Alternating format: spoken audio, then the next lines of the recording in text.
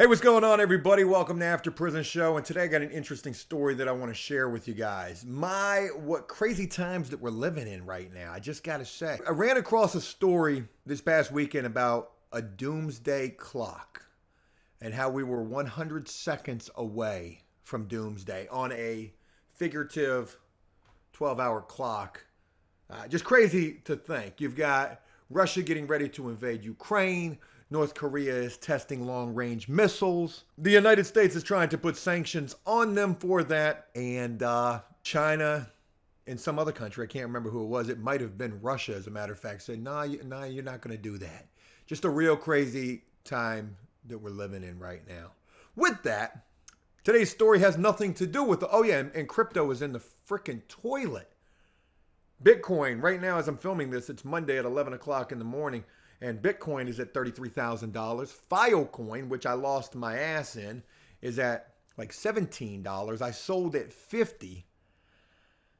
And I lost quite a bit of money doing that. I can't even imagine had I stayed in it to see it down to $17.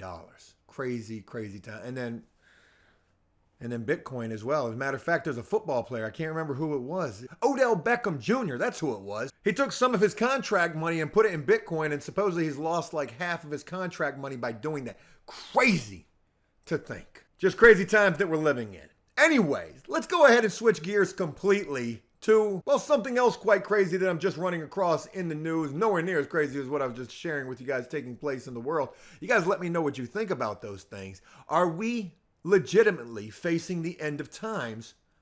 According to that doomsday clock, we damn sure are. Man, wild ass shit. I don't mean to hit you with the fear factor first thing smoking, but I like paying attention to what's going on in the world. I really do. I ran across this story with a pun-ish, not punished, but pun-ish type of a headline that read, "Joint agreement, pot dealer avoids prison in plea agreement." Get it? Joint agreement, pot dealer. Oh God, who comes up with these things? This is a story that I find quite interesting, taking place here in my state, the state of Virginia. I really got to get some stories outside of my state, and there's quite a few that I want to share with you guys. So look for that. I've got a lot that I'm getting ready to be doing with true crime as well. I hope you guys will be interested in that. But let me share with you a little bit of this story. First, starting with this mugshot right here and introduce you to this guy, Kenya Monte Parks.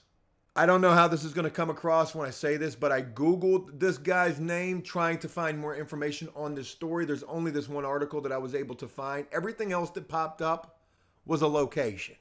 Crazy enough to mention. I don't know what to really say. Anyways, Kenya Monte Parks was an over-the-road trucker. I'm quite sure he probably lost his job. Maybe he didn't. I don't know. I'd like to know, maybe did he keep his job?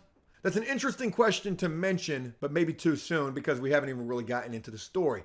Kenya Monte Parks, over-the-road trucker who was arrested back on March 14th, 2019, after being caught by DEA and state police with 240 pounds of marijuana on Interstate 81 south of Winchester. Now, the interesting thing about this is, this story, there's a lot of interesting things about this. First, this story took place back in 2019. That's when he got arrested. And it was in 2021, I believe, July, as a matter of fact, when marijuana became legal here in this state for personal recreational use. As an adult, a person 21 years or older, they could have up to 4 plants growing their own marijuana. Now, you can't just go buy this marijuana anywhere. Like, you got to, well, I don't know how you obtain it. You could order seeds, which I don't know. You can't buy marijuana, but you can grow marijuana. I remember this was kind of a conundrum, an oxymoron when this took place because they made it legal, but how was somebody to obtain it? And now you can gift it and, hey, gift it and buy a t-shirt. There's like a lot of loopholes going on with this right now. And they're saying that in 2024, I believe, marijuana for sale will be available in my state. And also to further expound upon obtaining marijuana right now, you can only buy it if you've got a medical card saying that you need the marijuana, which supposedly is not that hard to obtain. I know quite a few people who have the card. I personally do not. The story is interesting for the fact that the marijuana laws have changed in this state just last year in July. And here's a guy who got caught with a fair amount more than what they said an adult can legally obtain. With 4 plants, I can't remember how much a person was allowed to have. I'm pretty sure there was a weight limit on that as well, maybe like 4 ounces. I wish I had that information. I'm going to look it up. If I'm able to find anything, I'm going to include it right here. And if I couldn't, well, then that was just an awkward little silence. How did this guy get caught?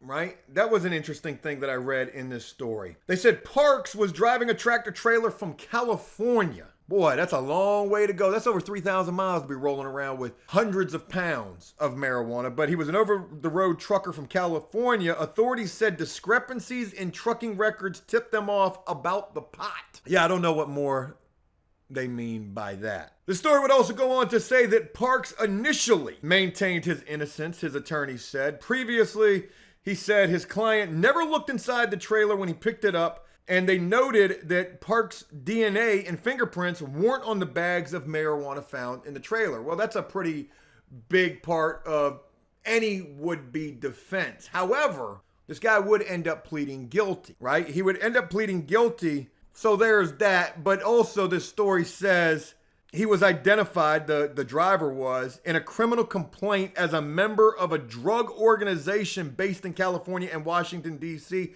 The complaint did not specify which organization. And so here's a guy that initially says, hey, look, it wasn't me. You got the wrong guy. What did I really do? I crossed an imaginary line with some plants. That's what I did.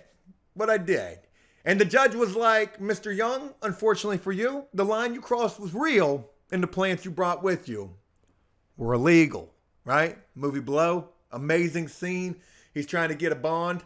He gets a $10,000 bond, and then his wife at the time dies of cancer. Such a sad situation there. Great movie. But that kind of reminded me of that right there. Look, the fact of the matter is this guy got caught with 240 pounds of marijuana. They said that there were discrepancies in maybe the motion of discovery, maybe the evidence they had against this guy, because at first they said they seized 450 pounds. Wait a minute. Holy shit, I'm just thinking of this as I'm sharing this with you. What if they really did seize 450 pounds? Let me read this paragraph with you guys and let's see what we can decipher from this. On March 14, 2019, Parks was caught by DEA and state police with 240 pounds of marijuana on Interstate 81 south of Winchester. Authorities initially said they seized 450 pounds, but measurements revealed far less. But what if they really did seize that amount? Where did 240 minus 450 pounds and whatever's left, the remaining balance, where did that marijuana go? That's 210 pounds, right? That is a shitload of a discrepancy. We're not just talking a couple of ounces or a pound or two. We're talking almost half. Almost half of what they initially said that they seized. Disappearing. Nonetheless, the seizure was substantial. Nonetheless, we're just going to say it was a magic trick. Abracadabra, 210 pounds disappeared. Nonetheless, it was a substantial seizure. The street value per pound of marijuana in Virginia, where'd they get this information from, ranges from $3,000 to $5,000 depending on quality, which means Parks, at 240 pounds, was carrying at least $720,000 worth of pot. And yet, almost that same exact street value is magically unaccounted for. That's ironic. Again, let's go back to the headline of this story that says, joint agreement, pot dealer avoids prison in a plea deal. As I read this, the first thing that I think to myself is, dude told on everybody. How did you avoid prison? You are interstate trafficking drugs and a large quantity of them. So what, marijuana's legal in this state? You still can't go around with hundreds of pounds of it in a tractor trailer, across the country. You done crossed over probably a fair amount of states where that shit was illegal at, right? So there's that first and foremost. Dude got a 15-year suspended sentence, right? He told on everybody. That's the number one thing that I'm thinking right there. In a plea agreement in Frederick Circuit Court on December 21st, Kenyamonte Parks pleaded guilty to possessing more than 5 pounds of marijuana with intent to distribute and received a 15-year suspended sentence. State sentencing guidelines recommended when you're going to court, when you've been caught, you go to your arraignment. They say, here's what your charges are. Do you want your own lawyer? Are you going to buy your own lawyer? Do you need a public defender? They set up your preliminary. You go to your preliminary. It's down in low court, general district court.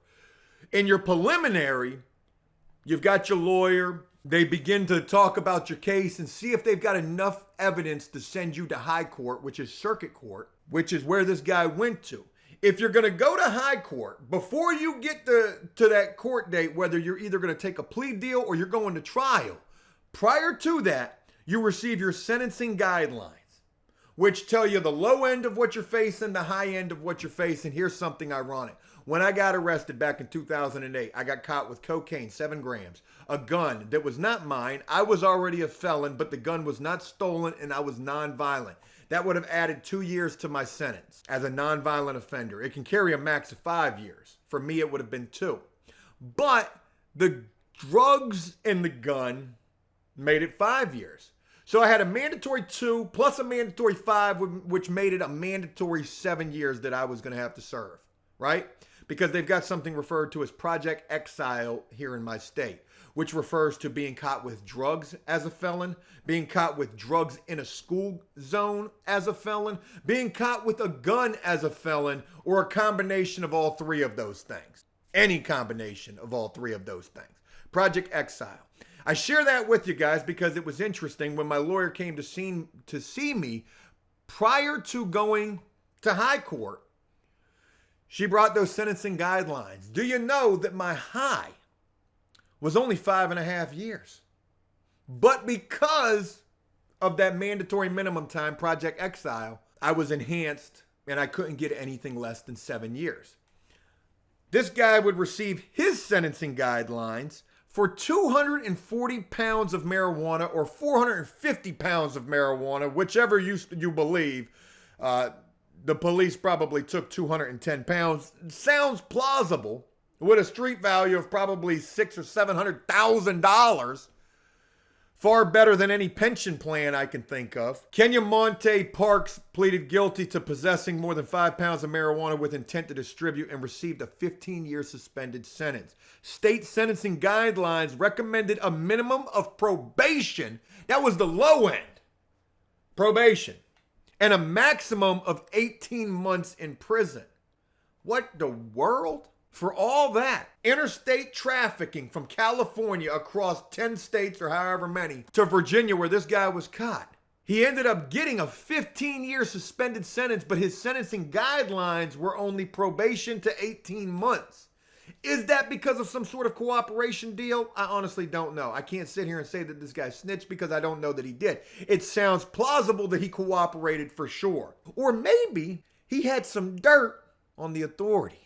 I hate to throw these conspiracy theories in there, but this shit sounds so crazy. Wait a minute. I'm reading my motion of discovery, which is all of the evidence they've got against me, and it's saying right here that they only seized 240 pounds. But I know, and I've got proof to say that there were 450 pounds of marijuana in the back of that damn tractor trailer. Maybe he had a card to play himself. Certainly makes you think about it.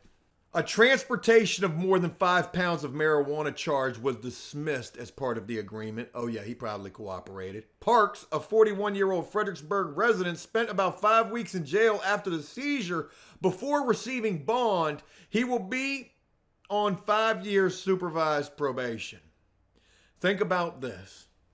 450, 240 pounds, however much it was, street value, $700 and something thousand, whatever it was really worth.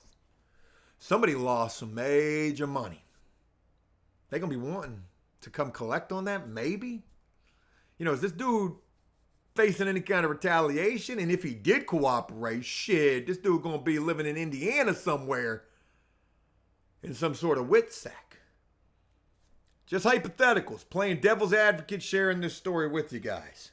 I'll wrap this up with this. Virginia residents who are 21 or older can now legally possess up to 1 ounce of marijuana for recreational use. And each household can legally grow up to 4 marijuana plants for personal use. That is the biggest, hypocrisy that there is. A 21-year-old adult can legally possess 1 ounce of marijuana, but can grow up to 4 plants per household. Each plant is going to yield quite a bit more than 1 ounce. Some plants, if you grow it right, it's been told to me, I've never done it, can yield close to a pound. Maybe on a safer bet, you'd say 6 ounces per plant. You got 4 plants, you're talking 24 ounces, 16 ounces in a pound. You got almost 2 pounds with 4 plants on the low end. But yet an adult can only legally possess 1 ounce. They legalized marijuana. They said that you can't buy it, but in 2024, you will be able to buy it. You can buy it right now if you got you a medical card. You can legally possess 1 ounce, but you can grow up to 2 pounds in your house. And just a lot of really crazy shit going on with it. I leave you with this. Did this guy get off because of the laws changing here in this state, the lessening of the criminality of marijuana, which shouldn't even matter when you talk about getting caught with that quantity? Did he get off because of that, because marijuana is now legal in this state, or because he cooperated, or because maybe he had a card to play against the arresting agencies saying, wait a minute, y'all caught me with a lot more than that. I know, you know. Who else needs to know? Nobody? Let's strike up a nice little deal then. I don't know how you go from facing probation on the low end to 18 months on the high end, end up getting sentenced to 15 years, all suspended. I feel like there's a lot more to this story than's been shared here in this story.